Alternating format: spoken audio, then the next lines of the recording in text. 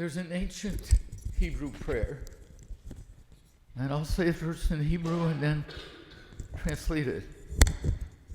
Wait.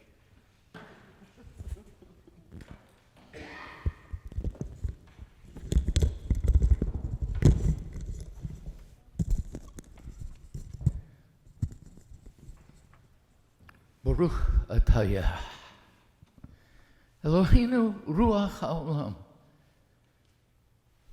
mechayeh hametim. Blessed are you, the interbreathing Spirit of the world, who gives life to the dead. We're gathered here to give life to one who, by conventional standards, is dead. We're here to give life to Martin Luther King. And we're here to give life to more than Martin Luther King, through him and through ourselves and through the great interbreathing Spirit of all life.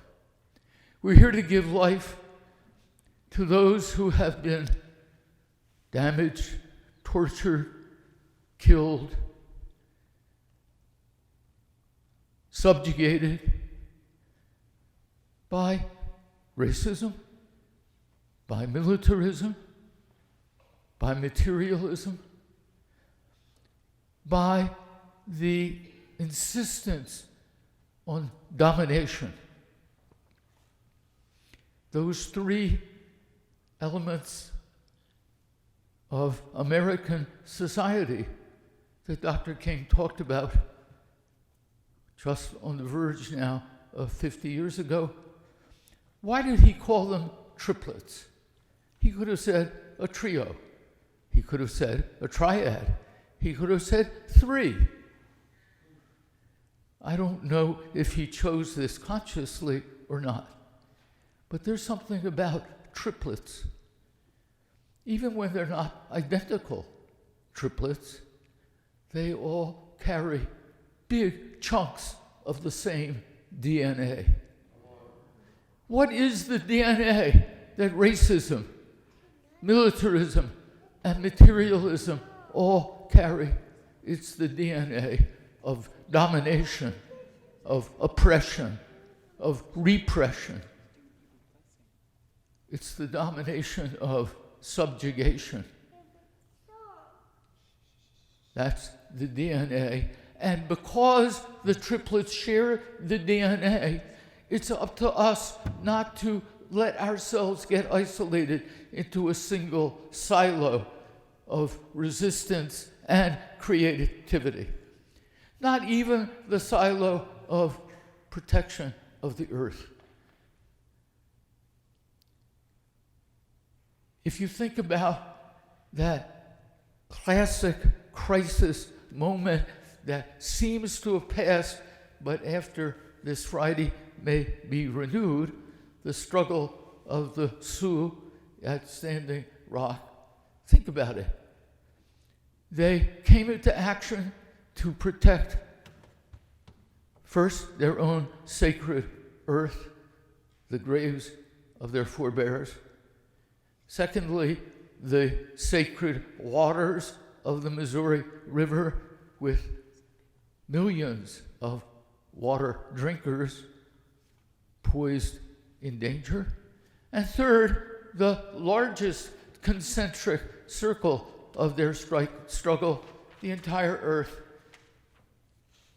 about to be even worse poisoned, worse heated, worse burnt by what that pipeline was supposed to carry. The oil that would burn the planet for the sake of billions in profits piled on top of profits already in the billions. Now, let's think about that moment in terms of racism, militarism, materialism. It started with materialism. The pipeline companies and the oil companies behind them decided they wanted this pipeline. And at first, they were going to send the pipeline right by, almost into Bismarck, North Dakota. But white Bismarck said, nothing doing. We're not about to suffer whatever that thing is going to bring about. So racism came into play, and they moved the channel for the pipeline to where they thought, oh, Indians, who's going to be able for them to make trouble? Well, one of the great classic legends of American history got turned upside down. And the Native community found allies, would you believe, ready to support its resistance. And therefore, what happened next? Militarism brought home. Militarism is not only Vietnam. Militarism is not only Iraq. When the police forces take on the weapons that they take, when they can fire a concussion grenade into the left arm of a young woman who had been organizing against pipelines in New York and New England, and then at Standing Rock, and blew her arm to shreds.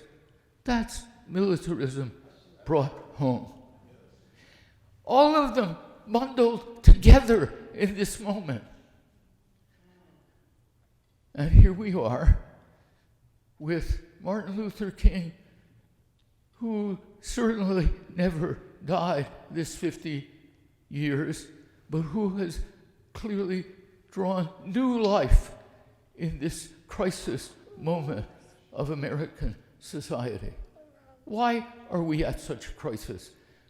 I would say, with the other hat I wore and sometimes still wear, a certified historian of the United States, that the government that is about to come into power this coming Friday is the most anti-human, anti-democratic, anti-people government in American history since the presidents who supported slavery in the 1850s. Since the Civil War, we have not faced such a government. Why is it there? 3 years ago, Gloria Steinem spoke at an event sponsored by the Shalom Center, said something that stuck in my head for 3 years, and now, for the last 3 months, has risen up with letters of fire. She said, all of American society is living now at the moment when an abused wife walks out of the household. That's the moment of greatest freedom, greatest possibility, greatest promise, and it's the moment of greatest danger. That's when the abuser may turn to murder. And that's when, if there is a community ready to receive the people who break out of abuse, that's the moment of greatest promise. And she said that before Black Lives Matter, before the Bernie movement, before all over the so-called elite colleges and universities of America, women were demanding a response to a culture that accepted rape. Before all that, here we are. It's almost funny. She said it as a metaphor. And now our oppressor-in-chief is literally, physically, an abuser of women. Who could have imagined the irony, God's irony, of the metaphor becoming physical fact? So who is the reason that we are facing this? We are. Because we refuse to stay inside our different houses of abuse. the black young men and women who said, no, this has been going on now for generations, centuries. We don't stay in that house any longer. The Native communities who at Standing Rock and now in pockets all over North America are saying the treaties, they were broken, they were ignored, they were thrown in the trash. No longer. We're breaking out of that home of abuse. The women, the gay community, the immigrant community, all of us. And the hardest one for many of us in this room to swallow and open our eyes to, the folks who think of themselves as the real America, the working class, blue-collar, white men and women who are feeling as if they have been pushed out, marginalized, not only economically, but they can't understand the America that indeed many of us triumphantly said, oh well, we don't need to pay attention to them because there are going to be so many folks of color that nobody will care what they think anymore, which, if you think about it, was bound to enrage people who have thought of themselves as the real America. Well, they ain't the only real America, but they are part of it. And we have got to face that somehow we can affirm the new, not so new, real America, Muslims, blacks, immigrants, LBJ, forgive me with the alphabet, that community, all those Americans walking out of the house of their abuse.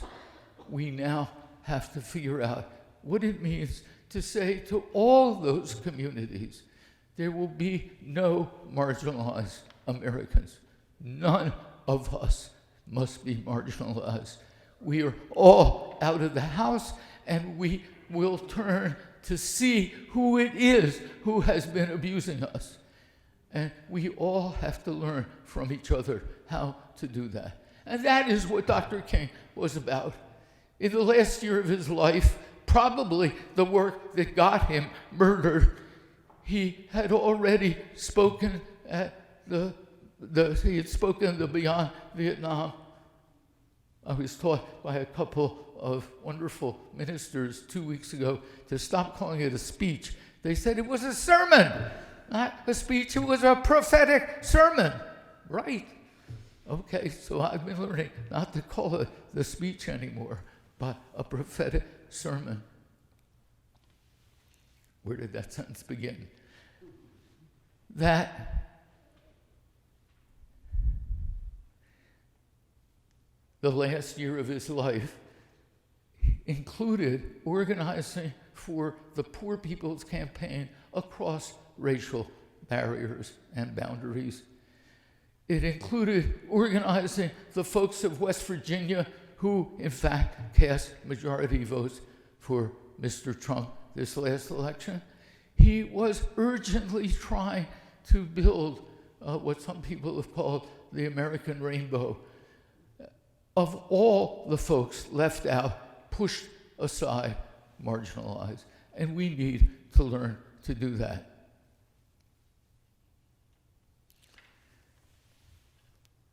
It's not just today, tomorrow, the real and official birthdays of Dr. King that we need to do this work. April the 4th coming is the 50th anniversary of that prophetic sermon in New York. Caused a lot of trouble at the time.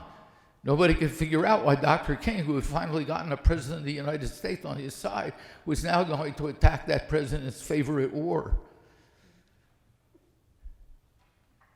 And exactly 1 year after that prophetic sermon, Dr. King was murdered.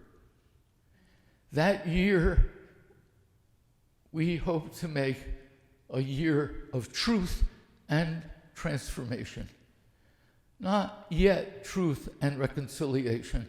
Reconciliation in South Africa happened only after the transformation of the end of apartheid.